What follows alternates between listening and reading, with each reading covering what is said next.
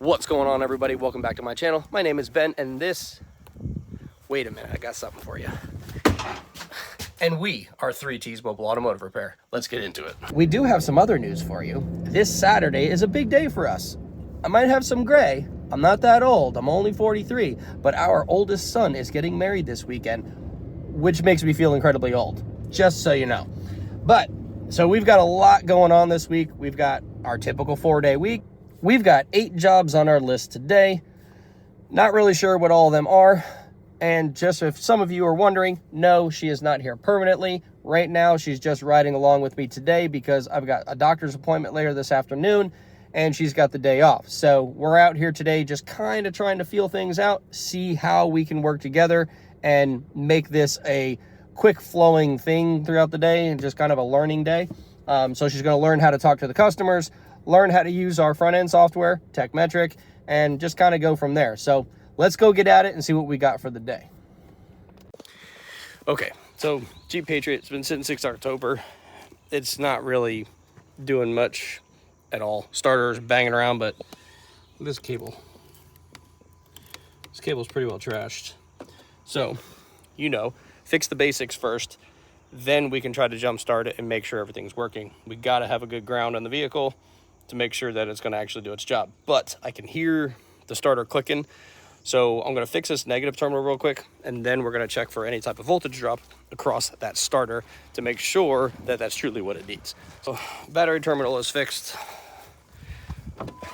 It will start now because I just had it started. Ow! So we're just going to see how this thing runs because this is different now. The battery light was on 2 seconds ago and now it's not. So it's a Chrysler and they're a little bit grouchy, but we're gonna see what happens here. All right, first job of the day, done. Jeep, I don't know what that was. It was a Patriot or a Liberty, I can't remember. Do you remember what the ticket said? Patriot. Patriot, there you go, that's her job, to remember the car, because I can't remember nothing. Anyway, back to basics on that. The customer, somebody just put a crappy connection on the battery. I don't know if you saw it because I don't know what footage I'll keep in there, but crappy negative terminal, all that's done and fixed. We did send an estimate over to them to repair all of the battery terminals for a proper repair.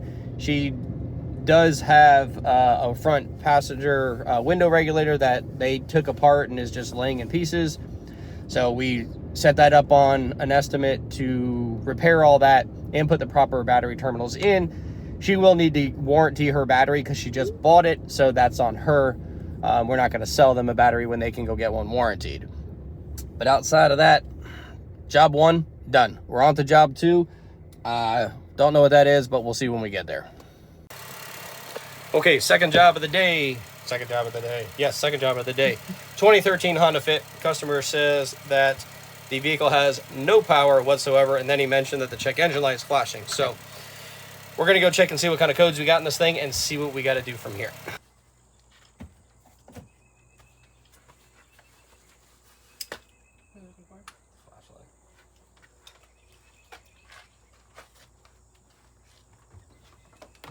Up here? I don't need it. I just didn't want to leave it there. Yeah.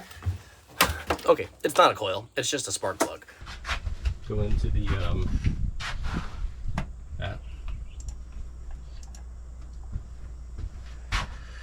go into there. Enter twice. Misfire is due to spark plugs on cylinder 1.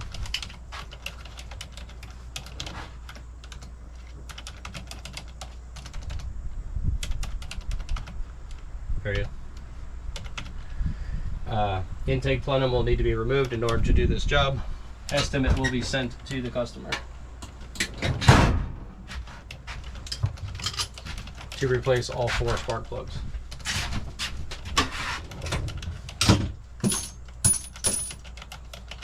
Like I said, go make a new one and we will have that ready to send to him by the time we get up there.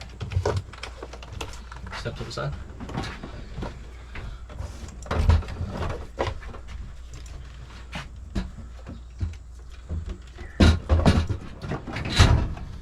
All right, so labor guide, do spark plugs. Pants are falling down. Hit the plus sign next to spark plug R&R. Yep. Create job. And then, yep, assign me. And then we need to go to parts tech to put the parts on there. Click here to add parts. Yep. And then hit parts tech.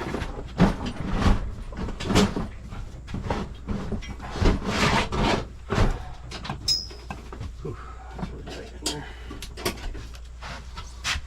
Spark plug. Top one. Top one.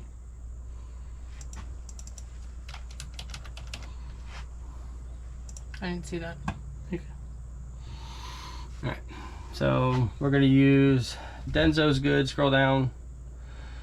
Keep going. We don't use Autolight. NGKs. I think those were NGKs that were in there. Keep scrolling down. Let's see what else they got. Photocraft. Okay, hit advance. Denso's are $10 also. Scroll. Don't do Autolight. Denso's. What are those ones up? Those iridiums. Hit 4 of those. Just hit add to cart because it's got 4 already. Mm-hmm. And then hit submit quote. Yep. Close that page. Hit continue. Now they're on there. Hit save. Grab your 2 things and I'll bring the car back up.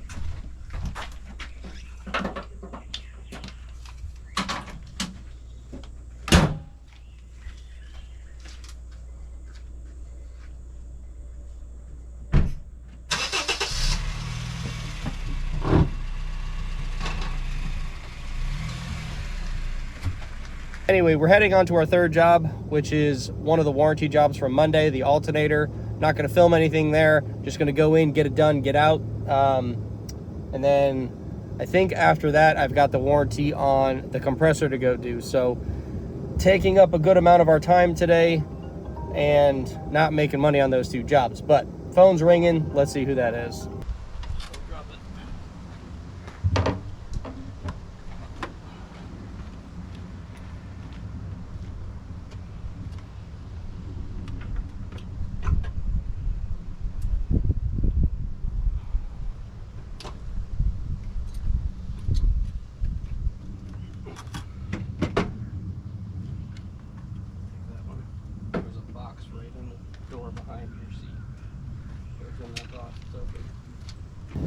All right, so alternator job done, nice and quiet, no harmonic noise in that whatsoever, and it charges good.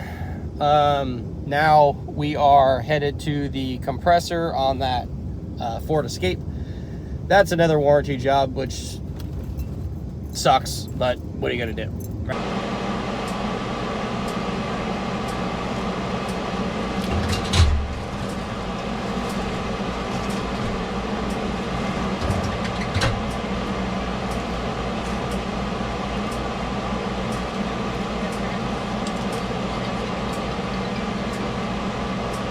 This is Ben with 3Gs. Well,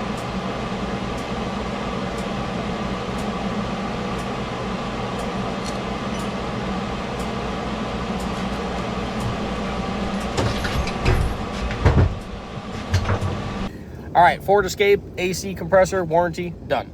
Now, we did send her an estimate for an oil sending unit. For a while, she was complaining about an oil leak. And I couldn't ever get my eyes on it. I could never see where the heck it was coming from. But then, with the compressor out, I was able to see the oil sending unit. So, we sent her an estimate for that. I'm sure she'll get it fixed here in the next week or 2. Outside of that, we are headed to our next customer, which is job 5 and 6. And both of those are AC checks. So, let's go check those out now. All right, those 2 jobs are done. I'll fill you in a little bit because they're friends of mine, so I was kind of talking a good amount there.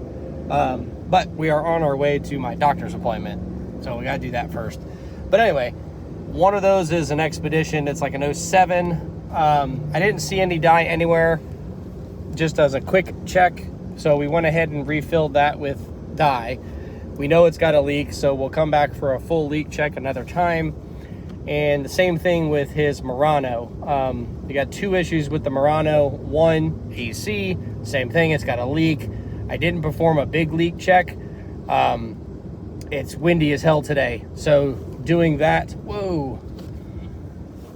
I know you guys can't see it because you're looking at my ugly face, but the when there's heavy wind outside like this and we're mobile, the leak checks don't work. You can't do it because the meter goes off like crazy. The wind blows the nitrogen and refrigerant away from wherever the leak is at. It's just not good. So evacuate and recharge with dye for now. I told them let it run until they start blowing warm, then we'll come and check it, or we'll set them up for a sooner date and just come and do the full leak check. Just depends on what he wants to do. Second part of that Murano is this one, the horn doesn't work either. He's got a Rogue that I recently went through hell trying to replace a clock spring because the 2 bolts on the side of the airbag, one of them was completely stripped out. So it beat the crap out of me trying to get that out of there because there's no access to it. So of course this Murano has to have the same exact problem with the horn not working from just the clock spring. Alrighty, doctor appointment is done. It is 3:33 in the afternoon and we are on the last job. This one here is a condenser, which we've already done a leak check on, and we've got a vacuum pump on the engine. I'll show all that to you here in a bit, and we'll double check on the scanner watching the vacuum values. I got to try to remember to check the values before I change it just to show you the difference in there, which won't be huge, but it'll be enough. You can really feel it in the pedal of these Chevrolets. You step on the brake and it's soft, step on it again and again and it gets hard. So like if he's got a boat that he pulls with that, so if he's at the boat dock and he's holding the brake, it gets really hard from holding on to it because it just pulls the vacuum down to like, 6 psi or 6 inches or whatever. So let's go get to work and get this done so we can go home. Okay, so just checking the brakes for you real quick, just to show you. This one right here, brake booster vacuum PSI. I'm stepping on the brake right now and it's just dropping out. When we let it run, it barely can climb up into pressure. Now I did check this the other day. I checked the sensor and everything, all that's fine. These pumps are known to fail because they are junk. So I'm not gonna run it for much longer, but just know right there we had about barely negative 2 inches of vacuum on it, or negative PSI, it calls it on this. So we got the scanner hooked up, checked all that. So let's go do all of our work and I will confirm that repair when we're done.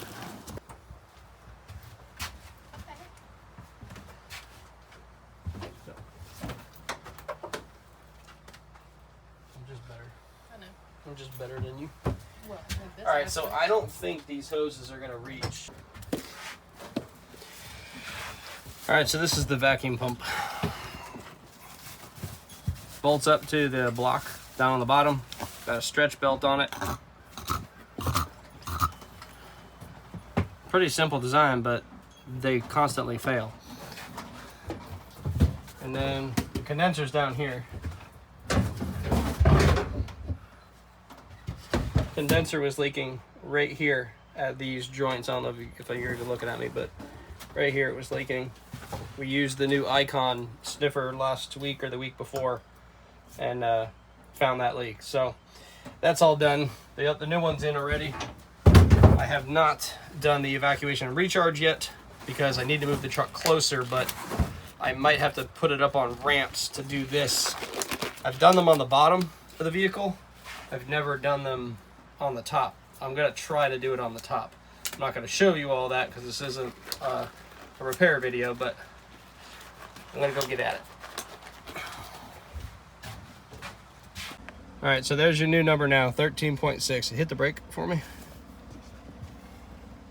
That's foot on the brake. Let go. All right, job is done finally. It's pretty late in the afternoon, actually. It's 5:30. I never work this late, but AC's running. This is where our pressures are at right now. And my gauge is not working to save its life. Can I have the other one? Because it's not staying in the It's not staying in the dash, it falls out. Ow. My gauge thing won't stay in a good spot here. Right there. Doesn't stay well, so we're gonna put this over here. Alright, this one I'm gonna take out because it's reading. Alright, where you at? What's that? Getting down to 70. Cool. Alright, let's close the door.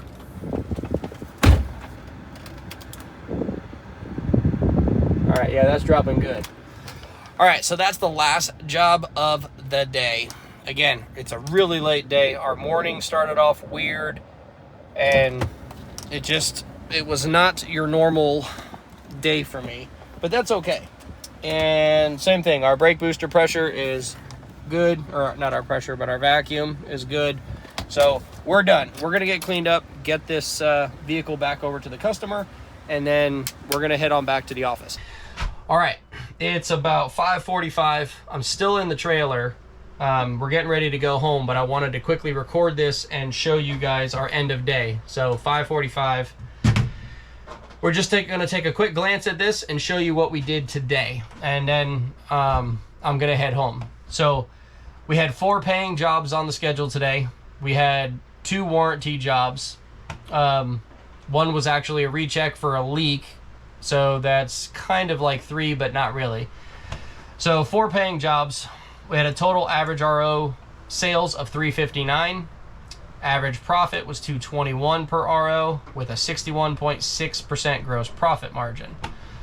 That was 6.7 hours sold, and that gave us a total revenue today of $1,438.41. Not too bad for a single day. It's a late day though, and with all that warranty work, we still did pretty good. So we had a total profit of $886. Parts cost us $337. Labor cost us $214. So our total cost of the day was $552. So again, don't look at my labor cost numbers. They're not going to be the same as yours if you're trying to do this. But that's if I was paying myself a $30 flat rate dollar amount. I don't. It's just how it would be paid if I was paying a technician, because outside of these numbers I have to pay myself as a service writer and everything else. So that's the quick gist of it. Very long day. I do appreciate you guys watching. If you made it through, leave comments below. Let us know if there's something else you'd like us to go over. We are going to be starting a mini series here soon. I'm actually starting to record it now. So like once or twice a week we're gonna put out a video on how everything is in the background. So a lot of you are asking me questions on how does this software work. I have some guys asking me questions about our batteries and our inverter, how and just how all of the stuff actually works and how to use it. So we're gonna set all that up, you know, videos with how to use TechMetric, how to use AllData, how to use Identifix, how we set our scheduling, questions on what kind of jobs that we take on and jobs that we don't take on. Is it a profit game or is it a liability game? So all those different bits of information are going to get filmed, and I'll get into bigger detail with them, more than I have been in my comment section. So if you got more of those questions, please leave them below. I am seeing them. I do my best to respond and like as many as I can, and we will put it in the videos. So stay tuned for that. So what we're going to try to do more also is we're going to keep doing these ride-alongs, and then we're going to be doing a diagnostic video, and then we'll be doing the mini series. So there's going to be probably 3 to 5 videos a week that are going to start going out if I can keep up with it. So we'll keep you guys updated on that. But outside of that, I appreciate y'all, and we will see you next time.